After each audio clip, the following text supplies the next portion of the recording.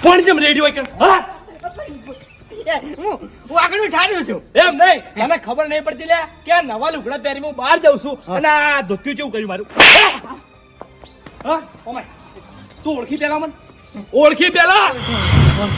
મારી વાત ઓબળ તું જો એકર રહેવું હોય ને તો હમી રીતે રહેવાનું બાકી આ બધા ઘેર પૂછી લેજા મારા વિશે તું હવે બાજી ના છો હા